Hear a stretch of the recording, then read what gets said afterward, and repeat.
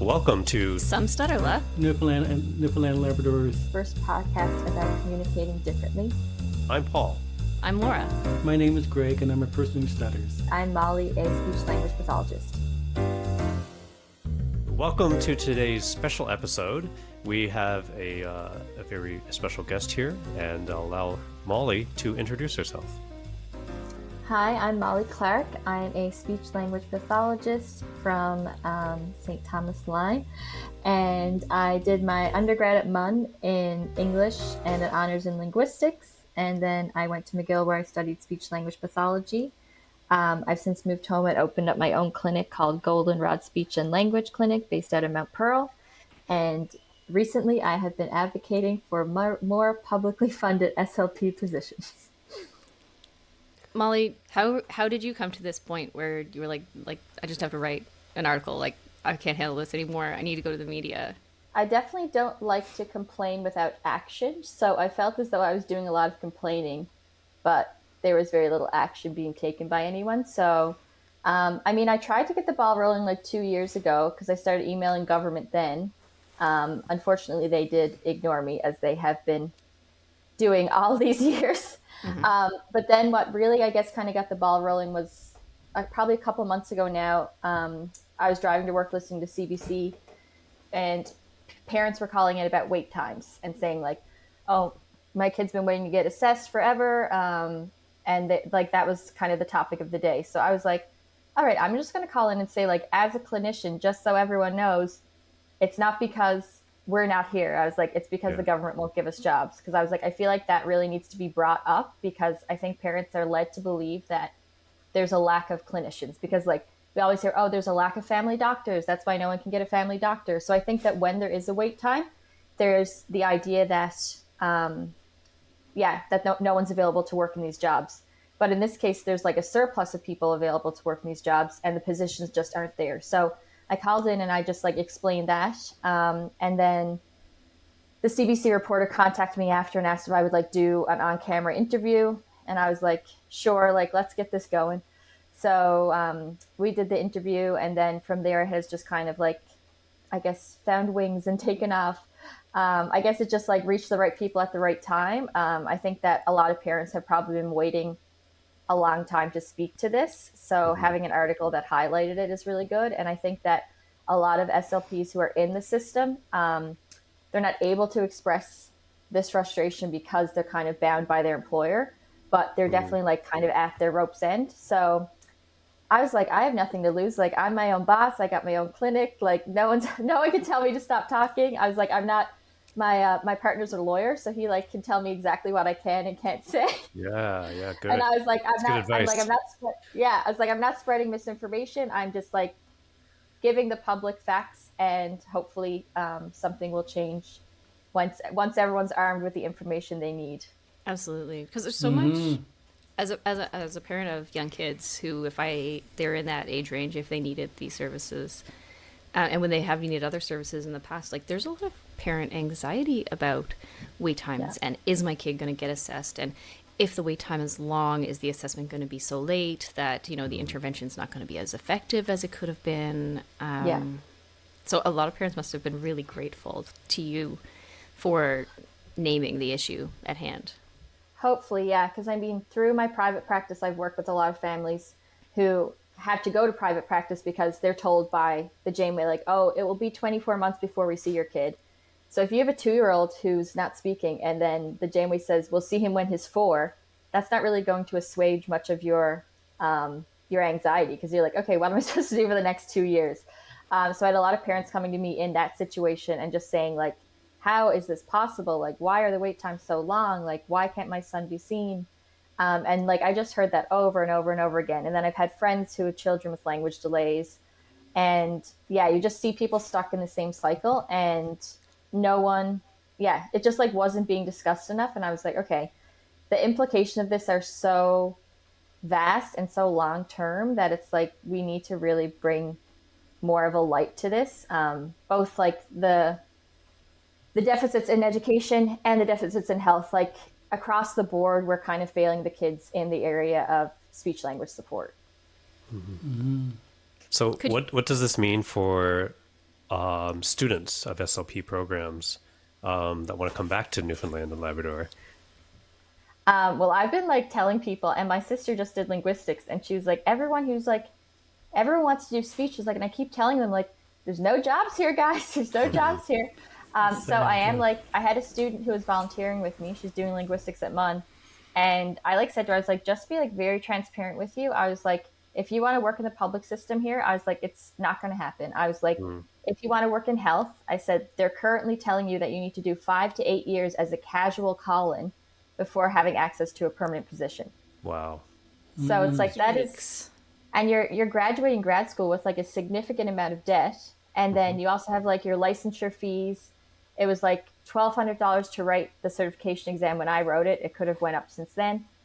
So, I mean, you have all these expenses coming in. And if you're only a casual employee, like it's very, very difficult to support yourself financially. Like there's no guarantee of hours. In the summer, you usually do well because people are taking their vacation. But like I had friends who were casual and like not a single day's work in all of January and February. So then it's like, unless you have a situation where you can like live with your parents or your partner can support you both, it's not really an option for a lot of people to take the risk of being casual for so long, because like 8 years is a long time to not have consistent employment when you have like a student loan and a line of credit. That's no way to treat professionals in needed areas. Yeah. And it's like, it's very frustrating because they say like, that's the way you get your foot in the door. And it's like, okay, well, like the way I want to get my foot in the door is by doing a master's degree. Like I did this clinical master's degree. I did 1,000 clinical hours. Like that should be enough to get my foot in the door. I shouldn't also have to like work for less than like I'm worth for 8 years in order to eventually get a permanent job. So it's like, it's asking a lot of us in a way that I just find like quite disrespectful, and also doesn't really recognize like how much people's financial situations then impact their ability to enter the healthcare system, because you have to be in a financial place where you can work casual. And I think that is a very unfair kind of standard to hold us to. For sure. Yeah. And what about, speaking about like financial constraints and debt coming out of school, it's not an option for many graduates to start their own businesses, go into private practice like you did. What were some of the issues that you found yourself in starting your own private practice? So I was very lucky. I moved in with my parents in order to start it, because I was like, I can't afford rent on a clinic space and an apartment. So I lived with them for the first year, which definitely like alleviated some of the financial anxiety. I was very lucky to find a space that was only $500 a month. So that was my first space. I've since moved on, but it was really good because I basically like was just making enough to cover the rent, but it was like, it was how you had to start, I guess. You know what I mean? And I kind of recognized, I was like, okay, there's not going to be much of a profit from this for kind of a long period of time. But then if the alternative was just waiting for a casual call, I was like, at least in this case, I'm like building something that will eventually be sustainable rather than just being, thrown to the dogs. Yeah, absolutely. I'm wondering, Molly, as a private speech language pathologist, do you have access to getting funding to help cover costs for No. You don't have nothing like that. I was pretty lucky because my mom was retiring at around the same time that I was starting. So she had acquired a lot of materials over the years that she had purchased with her own money. So even though she worked for the schools, I think the reality of working in the schools is that teachers and speech pathologists end up spending a lot of their own money on materials. So she had a lot of stuff that she kind of amassed over the years. I had been like going to thrift stores every day for like a full year trying to collect stuff. And then like, I was just trying to be like as thrifty as possible. So I like made my own table for the office. Mom brought me like her bookcases from her old office. I like thrifted hundreds of books. So tried to keep the costs as low as possible starting out because I didn't have any money. But it ended up being pretty, good. Like I kind of just collect things now as I need them, but I've able to kind of got a lot of the like core materials, I guess, have been acquired. So It sounds like, though, the story that you're telling us indicates that as someone who is acknowledging her luck, you're also sort of barely making it by, which is an awful reality for folks who graduate highly educated in helping professions. yeah. A lot of debt and just being blocked, it sounds like, Yeah. in a lot of Yeah. ways. No, it was yeah, it was pretty devastating, honestly, because the only reason, not the only reason, but like the reason I was drawn towards speech was to have a job. Like in like a perfect world, I would have done a PhD in linguistics, but I wanted to stay in Newfoundland, and I was like, okay, I don't know what the reality of me being able to find consistent work as a PhD in Newfoundland would be in terms of long-term success. So I was kind of like, okay, speech is like the closest field that like has a lot of my interests in terms of language and all of that stuff, but also I saw it as being an employable field. So, and then also the thing with speech is you do have to leave the province, so there's no option to kind of do it cheaply. So yeah, you have to pay to leave the province. So then you're paying for your living costs for the length of the program.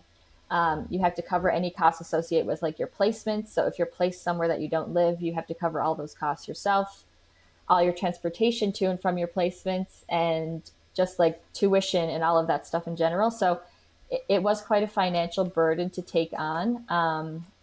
And I did it with the understanding that like, okay, I'm going to be coming out into a job that will be like stable. I'll have a 9 to 5 job where I get paid every 2 weeks for the work I do. So yeah, it was definitely like an adjustment that I had to make mentally to be like, oh, I'm actually like making less now than I did when I was at MUN working as a USEP student. So I was kind of like, all right, yeah, this is and I mean, yeah, it's, and I'm very, very, very thankful that I could live with my parents, because otherwise, like, I guess I would have just left the field. Like, I was like, I don't know how someone who didn't have that family support could even start their career, because you're just not making enough money to pay for anything. So it's like, and I do know someone who's left the field, actually. She's been an SLP for 10 to 15 years. She moved back home from Alberta maybe like 4 or 5 years ago, and has been working casual ever since. And this past fall, she just had to leave. She's like, I have a kid. She was like, I'm not making enough money. She's like, I didn't get a single day's work in all of October. She's like, I just can't afford to try to be a speech pathologist anymore. So like, that's a devastating reality. Like, we're losing clinicians with 15 years experience who are then leaving the profession to just work in like a general management role within Eastern Health. And it's like, since we know we're so understaffed and we know the children need the resources, like, that loss is like of such a high magnitude, and it's just going to keep happening. Like, yeah. yeah. You know, Molly, do you have like do you know numbers? How many private and public speech therapists are there in the province at the moment? Do you know? No, I have no idea. Okay. Absolutely. The only number I kind of know of right now is that in Eastern, well, not even at Eastern Health, but like the St. John's hospitals, like St. Clair's Health Science and Janeway, I think they might have like 11 casual employees. So in order for all of those people to get a day's work, you need to have 11 speech pathologists call in sick or be on vacation or something like that. So the and you have to reality be is in that, the like, area where they are too. You can't drive across the province in a day. No, exactly. So it's like, and it's just not sustainable. Like, it's fine in the summer because the casuals can like cover all the summer breaks, but then you have 11 people who from October to April are not getting any days of work, and you just can't be asking people to do that. Yeah, and they're not even like established part-time from what you're saying. It's not like, you're going to be working mornings so you can take private clients in the afternoon. Yeah, you basically have to keep because I know a lot of girls who are doing it, they keep their day open from 8 to 5, and they work from like 5 to 10 online. So just in case they like don't get a call in, they're like, okay, well, if I don't get called, then at least I have 5 hours of work in the evening. But if they do get a call, then they're working from 9 to 10 p.m. Oh my God. And there's no way to predict that. And it's just like your quality of life is like diminishes quite quickly when you're just so controlled by, I guess, that, yeah, just being available to work and having to kind of sacrifice so much to make ends meet. So Yeah, yeah, it's a absolutely. frustrating field for sure. Okay, so but No, you did make it. You are established now. You do have a private practice. Yeah. For like our audience who might not know the difference between, say, private practice and working through public health, or say even working in the school system, could you speak to the broad strokes of how those things are similar and like how they're different? So hospital and school SLPs are government positions, so they're paid for, salaried, and the service is free to anyone who, in theory, needs it. So if a kid goes to the Janeway, there's no bill for them, and the speech therapist just gets paid as a hospital employee. In private practice, there is a fee. So like a child coming in, I do bill to insurance companies. So if parents have health insurance, like through their work or anything like that, like Blue Cross, Johnson's, I can bill directly to them, and the insurance coverage will cover between like $500 and $1,000 a year. If they don't have insurance, they do have to just pay out of pocket. So it's an upfront cost to the parents, and yeah, so I struggle with it on the ethical level. I like really don't like the idea of healthcare becoming privatized, and I don't want us to be moving towards that as a system. And I was kind of, I guess, forced into private just due to the situation. And now it's quite difficult because morally I don't want people to pay for my service, but then also it's the only job I could find. And now that I'm in it and I have worked with all these amazing families and have like these kids that I've been seeing for 2 years, I really love it. And like, I don't really know if I would walk away from it at this point because it has been such a slog to kind of get where I am. But at the same time, there's just such a disparity between what's available for high income kids and low income kids. So I struggle with that morally because obviously the kids that are coming to see me, if they're not like middle class, upper class, then their parents at least have health insurance and they can kind of access it through that. But if you're a parent who doesn't have a job that provides health insurance and you don't have any disposable income, your kid is just subject to those wait lists and then they're not getting the service they need. So that's something that like I hope to maybe one day counteract when I'm a little more like financially stable. Like maybe offer some sort of like sliding scale to low income families or have like X number of slots where I can like do assessments for low income families, because if the public system isn't going to improve, then I feel like I will feel kind of morally obligated to help in any way I can, kind of working outside that system. Right. And you mentioned that like insurance companies will often provide $500 or $1,000 a year. Let's go with 1,000 just because that's the higher number and it's a nice round one. How far does that get a family who starts speech therapy in January into the year, typically speaking? And just the broad strokes, because I know it's going to vary depending. So like, I'll just speak to me personally. So my sessions are $90 each. So I guess you could get like 10, trying to do the math. Yeah, at least like 11 sessions across the year. So basically 11 sessions. Yeah. So like one session a month-ish. Right. And can you compare that with, so say this theoretical 2-year-old who's not speaking yet starts speech therapy with you in January. In an ideal world, how many sessions would that child get? How frequent would they be ish? I actually have a thing here called the intervention matrix, which says based on the severity, how much therapy a child needs in order to see progress.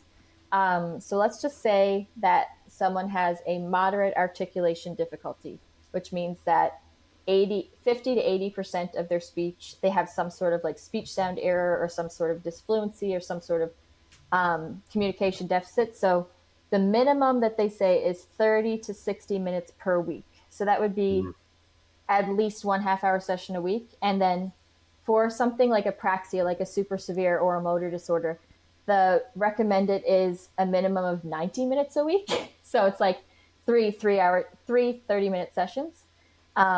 And obviously, like, no one has the money for that. And in the public system, no one is getting that. Like, absolutely no one is getting 3 times a week. Oh, really? So, but basically, it does come down to how much money the parents are able or are willing to spend on the kid. Because even if you do get off that wait list, the Janeway has to cap the number of sessions that they see you. Like they can't take you on indefinitely because there's a 2-year wait list. So what they usually do is they offer a block of 6 sessions. So you'll go for 6 weeks, do 6 sessions, and then you kind of put back on the list. And then if they get a chance, they'll do another block with you. So that's great. But like 6 sessions, if you have a severe language disorder, a severe articulation disorder, it's kind of just a drop in the bucket compared to what you actually need. And in the school system, like I asked my mom, because she worked in the school systems for 35 years as a speech pathologist, and she said that there is absolutely no one on the caseload that she would see more than once a week. Like there's just, they don't have the capacity for it. So, and like most of those kids are getting seen once a month, she said would probably be the average, what you're able to see them. And then some of them you never see, and you just kind of consult with their teacher and do the best you can. So yeah, across the board, they're just like being completely failed. The one thing that I have found good is the disability tax credit. If you have a severe speech or language disorder, you are eligible for that. So I have been trying to inform families about that. It's a $4,000 tax credit that you get that goes towards therapy. So that is kind of like the only thing I found to kind of alleviate the cost, as well as the bursary that the Newfoundland Stuttering Association does. I was So- hoping you were going to talk about Yeah. that. Yeah, Molly. I mean, like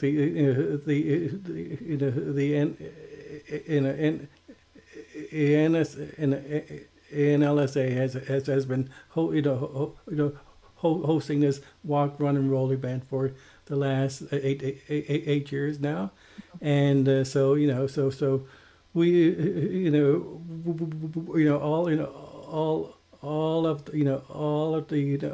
all of the proceeds go towards offsetting treatment and equipment costs, and the applications we receive are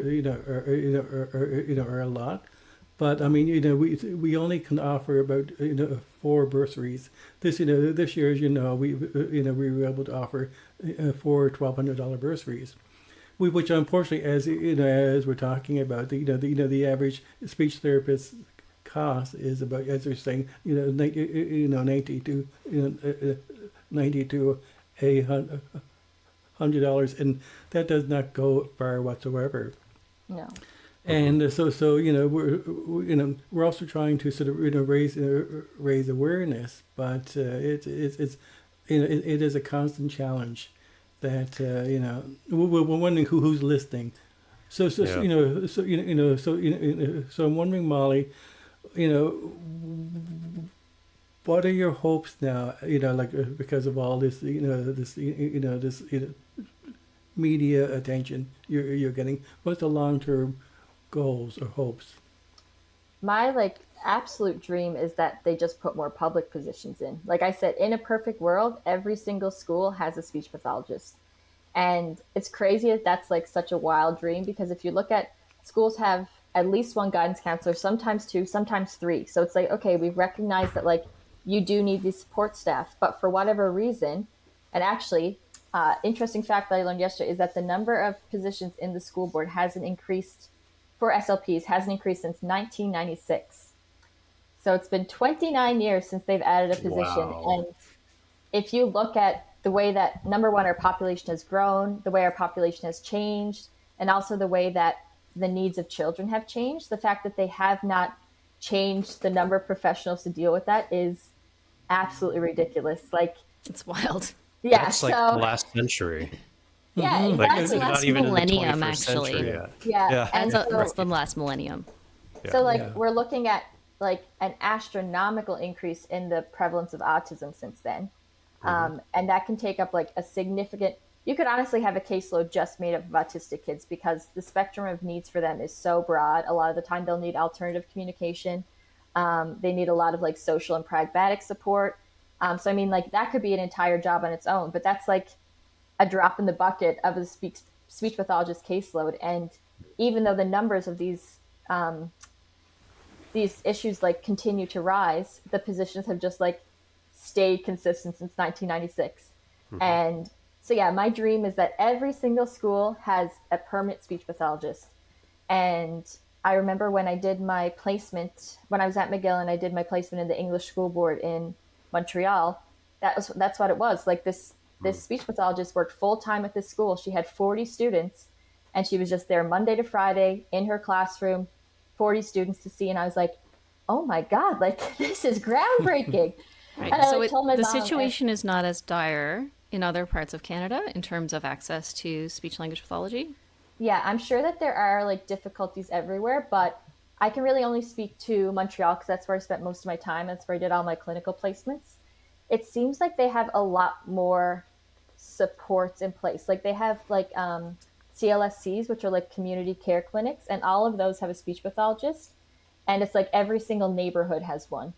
So they're kind of like community health clinics, I guess. So that there just seemed to be a lot more kind of focus on that integration of SLP into the healthcare system versus here, like we just keep getting we keep getting excluded from lists. Like I was talking to Greg earlier, when they released the collaborative clinics, like last year or whatever, they had PTs and OTs on it and no speech. So it's kind of like, okay, you have the two other allied health professions that we work quite closely with in a lot of cases, but you don't have us. And then they just released the Health Human Resources Plan, which said they aim to increase in these 21 fields, they aim to add hundreds of jobs in the next 10 years. And again, of the 21 fields, speech was not one of the 21 fields. There was social work, there was psychologists, there was physio, and there was occupational therapy. So for whatever reason, it feels like Newfoundland just like continues to disrespect the profession and like continues to leave us out of the conversation and just like keeps putting us on the back burner. So I don't know if like every province is better, but I definitely think that we are doing a very, very poor job of providing the service that we say is available. Molly, this is how the government works in Newfoundland and Labrador. The Memorial University has been drastically underfunded for years. We just got our new budget for going forward. $20 million permanent cut to Memorial University. The government is not interested in providing the services that Newfoundland and Labrador requires. It's interested in kind of forcing private practice, going into private. If everyone in every SLP could go into private practice, the government would be happy. They'd be delighted. If the university could go into become a private university, the government would be happy. They wouldn't have to fund anything anymore. But so it's a crisis in public or in funding the public goods. Which is why Medicare, people like Molly are so important. For standing up. Thank you for doing that. Anyone who's listening. These are considered public goods. They're not secondary features that need to be funded if there's money to fund them. These are the central tenets of a thriving province, and the priorities are just backwards. Yeah, and that's my political speech. No, that's great. And the government is so focused on money, but I think that they didn't look at the long-term impacts of not treating these kids. And there's been a lot of research that goes in to show that like kids with language disorders are like X number of times more likely to end up incarcerated. Kids with language disorders, they're much more likely to not have stable employment. So it kind of like this effect will spiral, and the money just like the government is going to keep spending money on these people. And they could have just nipped it in the bud and helped them when they were young. But instead they're like, oh, let's pour hundreds of dollars, not hundreds, millions of dollars into keeping them in prison. Let's spend millions of dollars into keeping them unemployed. So it's like it's a lack of foresight. There's no planning ahead to be like, okay, like if we help this little boy who has a language disorder in kindergarten and he's then able to learn how to read and he's then able to graduate high school, how significant is the money you've spent on addressing his language disorder based on how much money is going to be spent on him if he doesn't get the help he needs? And I think that it's quite sad for me because I've had a few people that I see in private practice and they've had language disorders and like we've been working together for 2 years and they've made so much progress. And it just goes to show that like it really does work if they can get the help they need. And it's so sad that that's like, it's more of an exceptionality than the rule now. Like these kids who get these services are very, very lucky, and they have parents who are able to fund it. And like that luck and that privilege is going to like give them so much more opportunities in life. So it's frustrating to see how well it can work and how little it actually happens. So we, as the part of the Newfoundland and Labrador Stuttering Association, we did a survey a while back where we had like kind of a 4-pronged survey for people who stutter, educators, SLPs, and caregivers of people who stutter. And I just want to list some of the results that we got. There's a lack of access to SLP services. The wait lists are too long. There's difficulty scheduling appointments due to scheduling conflicts. Okay, so when are SLPs available is kind of the question as well. There's excessive workloads for SLPs. There's a lack of time available to the SLP for treatment. Yeah, and then another big one was the lack of insurance coverage. So this is what people said in the surveys. You're obviously saying more publicly, and you're going forth and bringing these issues to the forefront. You said some SLPs may not be comfortable doing this because they feel bound by their employers. What can you say a little bit more about that?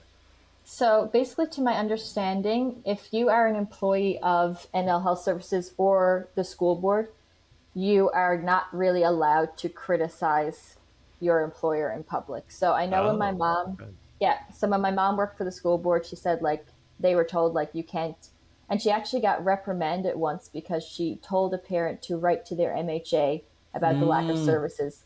And then the school board reprimanded her for recommending that because they said that it was too critical of her employer. So they're very, very restricted into what they can say publicly. And I think that's why it has been so quiet, because since I've brought this forward, so many people have been messaging me and they're like, I can't say anything because I work for the school, but can you please bring this up? I can't say anything because I work for NL Health Services, but can you bring this up? So they're very frustrated, but they need to keep their jobs. So it's like, none of them are going to be like, oh, I'm going to risk going public and then lose my job or have HR come after me or like be unfairly targeted. Right. Is that in their contract? Do they have to sign something saying they won't criticize the government? I'm not sure. I think that it's like, I don't know if there's like an actual in your contract, but I do know that since all of this has come out, they have been warned to not say anything. Oh, wow. Yeah. That's interesting. So there have been some warnings passed out saying like, we know the media is getting a lot of attention, but like just a reminder, as an employee, you are not permitted to speak.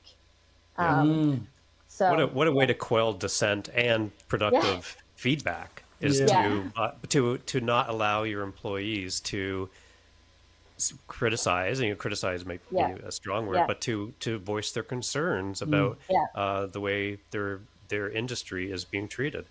Absolutely. Amazing. I can't imagine getting reprimanded for suggesting writing someone in a position to enact change to request better and more funding. Being reprimanded how dare you be given avenues for advocating for in a democratic society.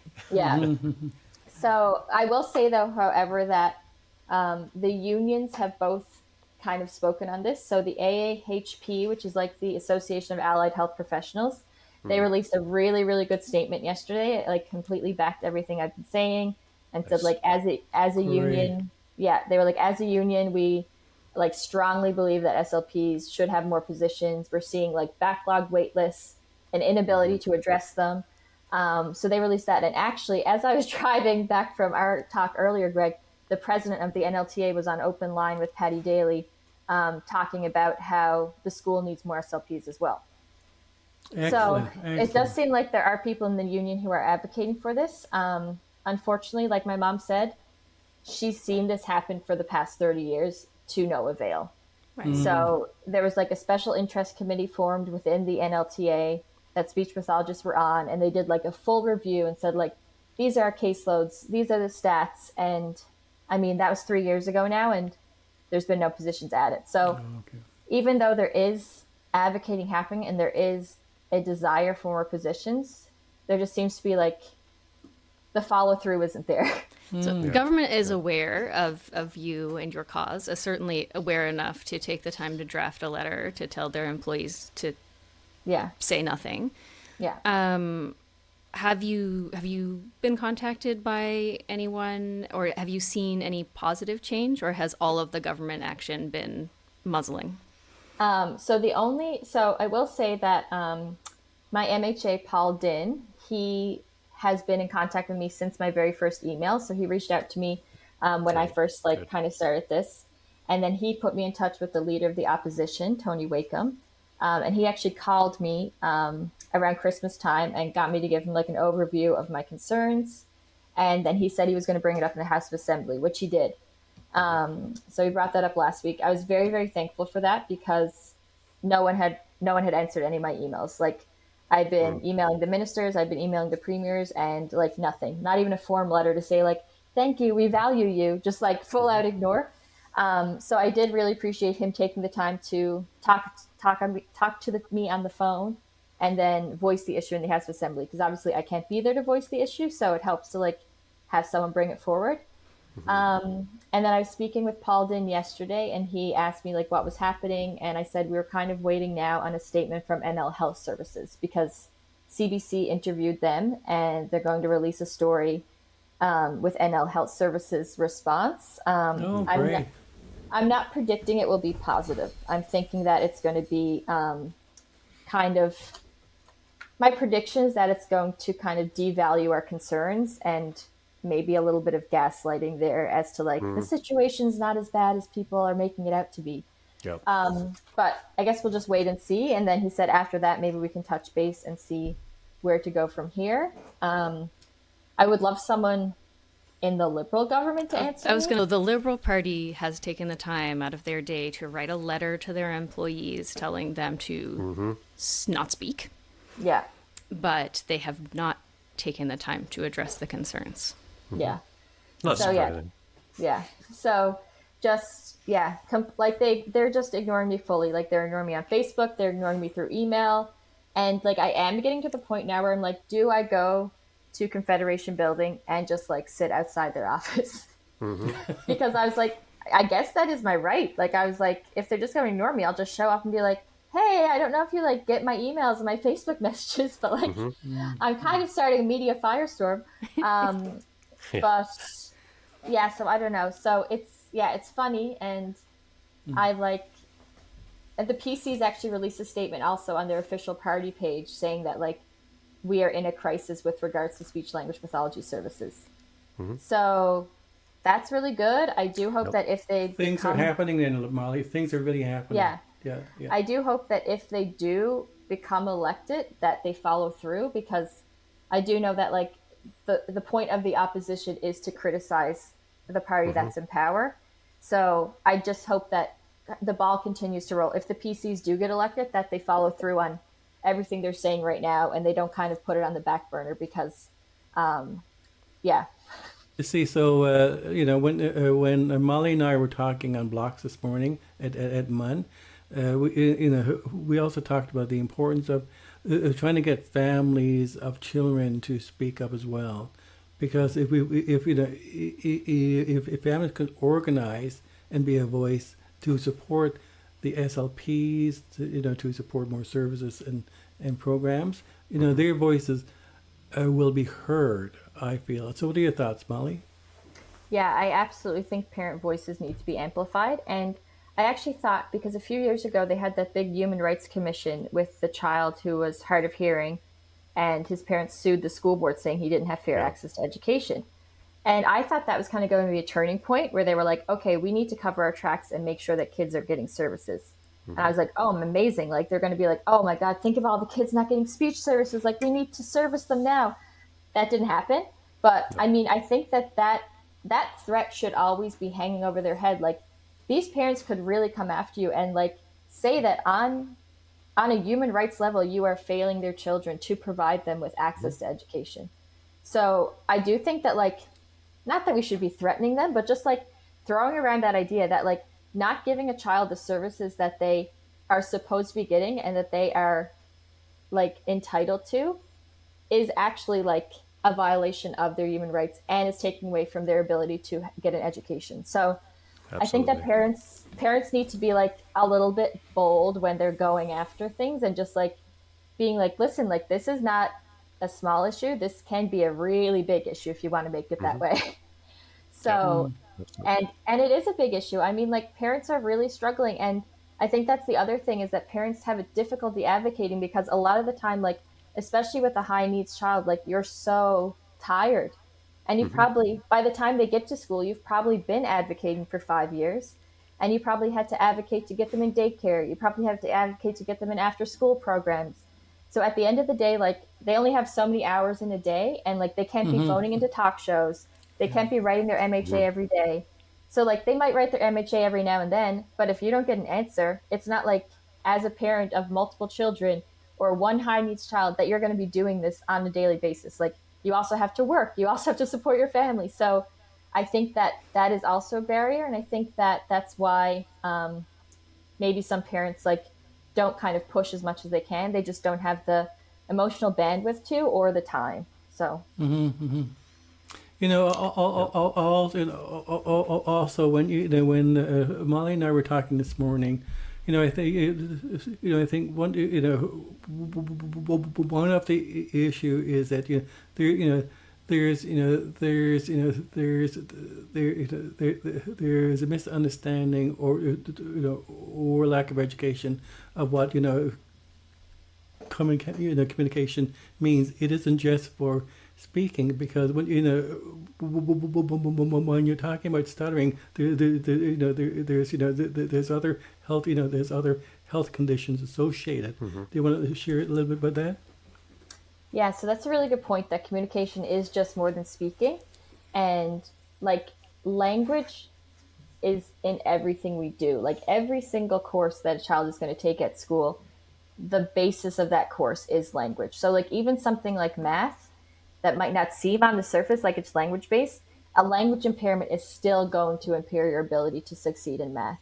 So I think that a lot of learning disabilities are at their core a language difficulty, Hmm. because if you have a language disorder and you can't understand prepositions, or you don't understand plurals, or you don't understand just like passive voice, like a lot of things are going to be inaccessible to you in terms of the curriculum. And we also see that kids who have these language difficulties, who have these communication difficulties, their behaviors are usually much more troublesome than kids who don't, because they just get frustrated. They get fed up. They're in class, they're not understanding, they can't follow directions because they have a language disorder. And then they're disciplined for not following directions when they literally can't comprehend directions. So it's Hmm. like you then have these kids who are, they have a negative experience in school. They're not getting the help they need. They're struggling academically. And And then, socio emotionally as well. I'm yeah, imagining too, like exactly. social anxiety, Yeah. more generalized anxiety about interacting with the world. Yeah, I have a stat on that. Hold on now. Oh, Yeah, great. teenagers with developmental language disorder are 2.5 times more likely to report depression than their typically developing peers. Hmm. Um, and also, developmental language disorder increases the risk of unemployment and a lack of independence in adulthood. So yeah, it's like the ramifications are just like so broad and so lifelong that it's like it's frustrating for me as a clinician, but like as a parent, it would be literally devastating to just like watch your kid who has this potential that just can't be unlocked because the service is not there. And I think the other thing that we need to recognize is that a lot of these parents themselves may also have language disorders. Mm. So like I've had parents come into the clinic and like I do a assessment on their child, and like during the assessment they're also kind of looking at the assessment and getting questions wrong. So it's like Hmm. a lot of the time a parent might not even recognize the difficulties that your child has because they may have the same difficulties. And I Yep. think that we probably see that a lot in low income families where the education is low, where the literacy may be low. These kids, the parents might not even be identifying it. So that's why we need to have these like screening procedures in place and the ability to intervene young in case it goes missed by the parents. You don't want the kid to just like never ever get access to care because their parents aren't aware of what constitutes needing care, if that makes sense. Hmm.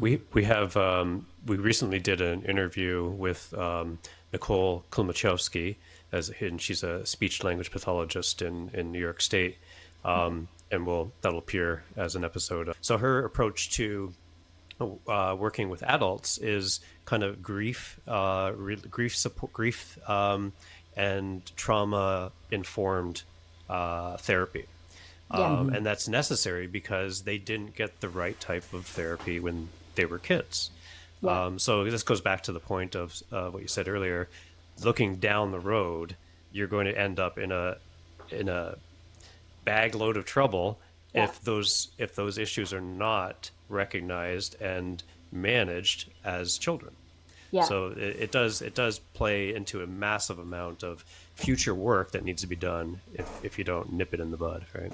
Yeah, I actually have an adult client. I diagnosed her with developmental language disorder in the fall, and until this point, like, she had struggled her entire life. She said she felt like she was smarter than people ever recognized she was, but she could never prove that to people because she couldn't express herself the way that she thought she could in her head. And she said, like, her whole life, she just, like, no one ever could, like, they said, oh, it could be ADHD, it's anxiety. And she said, like, she never felt like those diagnoses fit her. And she said, like, she'll just be looking for a word and the wrong word will come. And she said, like, she might want to say, like, dainty, and she says, like, diary, or, you know what I mean? And she said, like, those sort of slip ups, like, she said, then they make me seem stupid. She's like, I'm at work and I'm just, like, saying the wrong word. And she's like, and no one ever even told me that, like, oh, this is a language disorder. Like, this is not your fault. So yeah, she's dealing with a lot of the, like, the grief and the anger. Like, she has a lot of anger, a lot of resentment towards the school system for not recognizing it and just kind of marking her as, like, oh, this child's a bit slow. Like, I don't think she has the ability to learn. And I mean, like, that's going to be more and more common because these people are going to get to adulthood and they realize, like, oh my God, like, I wasn't stupid. I just, like, didn't get the help that I needed. And she said, like, she finds it hard now to look back and be like, oh, like, could I have went to university? Like, could I have done this? Could I have done this? And, like, thought about all the things that could have happened had the help been there. And I mean, that story is not the only one. Like, I'm sure there are so many adults who have that realization too late in life, and then they're just, like, very upset for the child versions of themselves who had to deal with so much, and the support could have been there for them. So yeah, it's very sad, it's very discouraging. And like I was saying to Greg earlier, I think until we have someone in government who has kind of power, who has a personal connection to this, we're not going to see change. Because I think that until you see it happening in your own life, you don't understand the gravity of it.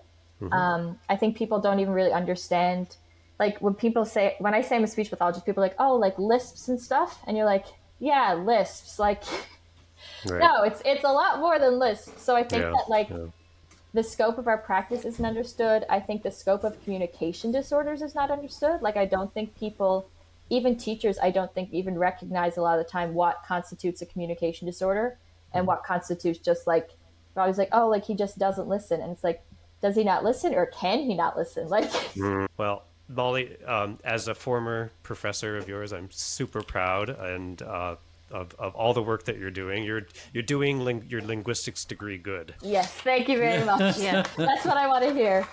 Before we go, Absolutely. Molly, Yeah. let's work on the assumption that this video goes viral and is seen by thousands of concerned Newfoundlanders who say this is not okay and want to make change.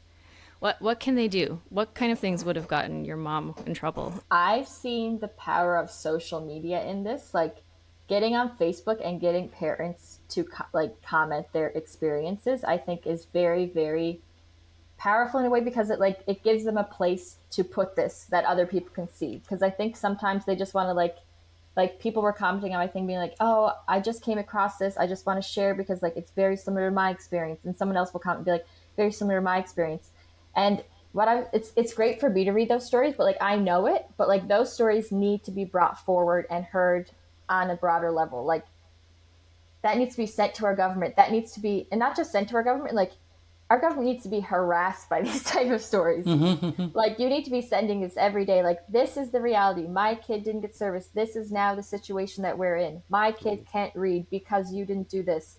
Like, I think that we need to get like very aggressive with our approach, because clearly it's been 29 years. There's been no positions added. The kind of like gentle advocacy is not working.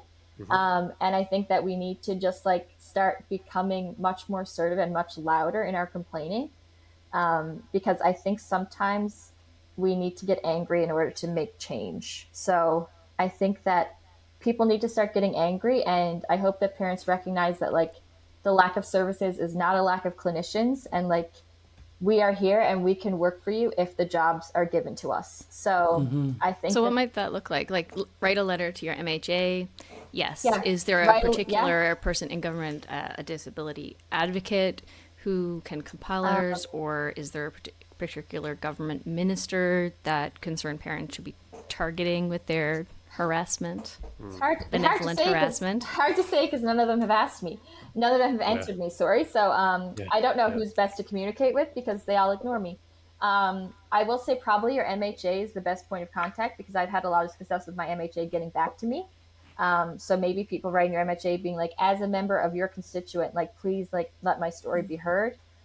Minister of Health is a good one. Minister of Education, ministers of children, seniors, and social development. Like, that all falls under their wheelhouse. Also, I've been not working, but like in contact with the Autism Society. They have a really good advocacy manager who's worked with a lot of parents, heard a lot of stories, and has done a lot of work with families to see what they need. She actually did a survey, it might have been last year, where all the families that she worked with through the Autism Society asked them, like, what services do you want to see increase for your kid? And they all said speech and OT. And she like sent that to the government. She's like, this is what the families are telling you they need. So yeah, I think we just need more people doing that sort of stuff. Reaching out, like doing interviews with the media. Like the girl who interviewed me for CBC, she's like, I want to find as many parents as I can and like tell their story, because I think the power of the media also is not to be understated, because until CBC aired this, my emails had been ignored for 2 years. So like emails are great, and like do them and like send them every day if you can. Just have like a recurring email that gets sent out. But I think sometimes that external pressure from the media and from the masses kind of gathering is what we need. But I do wonder if do we need to go bigger? But I was like, do we need to like actually have a physical protest? Like maybe it will get to that point, because if all of this doesn't spark change, it's like, what will? You know what I mean? Yeah. So like, yeah. I think going like knowing what your rights are too, because this is a linguistic rights issue. Yeah. Right? Yeah. And knowing what your rights are and knowing how to file a human rights. I don't like using the word complaint, because it's a legitimate complaint. Yeah. A human rights contest. A file. Yeah. That's the way governments respond. I mean, a little bit like as you said earlier, the case of the deaf student in where were they, not in Mount Pearl, in somewhere on the Avalon. I can't remember exactly where they're living. But there was a response, and we just need to hold the politicians to those responses, and see through on them. But knowing what your rights are, I think, is a first place to start. Yeah. And then on a private level, sorry, go ahead. Oh, no, I was going to say, I think that a lot of parents too, who are government employees, they're like, oh, will speaking out for my child impact me as a government employee? So I think that looking into that and seeing like because like, if you're not speaking as a government employee, if you're speaking as a parent, like to me, that shouldn't impact your job. Like, sure, you might, maybe you work as a nurse, but you're also like, okay, my kid hasn't been seen. That should be something that you're able to speak on without fear of repercussion. It's your job. Like there's your job as a nurse, and then there's your job as a parent, and like one shouldn't impact the other. Molly, we see on TV a lot of the disabled groups, the LGBT community, they actually protest at Confederation Building, and you also mentioned that as well. So I'm wondering if this is the next step, and if if you decide to do it, we'll all join you in that process. Perfect. Yeah, because I think that may be the next step to bring attention. Yeah. Because I mean, In so I the think that's the answer. meantime, I'm thinking about groups like the NLSA who do offer bursaries. I mean, ideally, we would like government to fix this so it's more accessible. Yeah. Then I would like anybody listening to think about supporting the Walk, Run, Enroll. Maybe this year it'll be the biggest one yet, and we'll be able to fund even more bursaries because government change, even when it's positive, unfortunately, is super slow. Yeah. Super slow. For sure. So there's still going to be a need for those bursaries next year. So Definitely, and just to follow on what Lori is saying, the next a million things I need to say, 5K, 1K, 5K walk and run and roll is happening on the September 21st in the morning in the good city of Mount Pearl, and so join us at meet us at the Pearl Gate track and field, because all the proceeds goes towards offsetting treatment costs for not only for stuttering but also for other communication disorders. So we really do need your support. we'll link the Because, I mean- information for that in the description box below this video. Yeah. Perfect.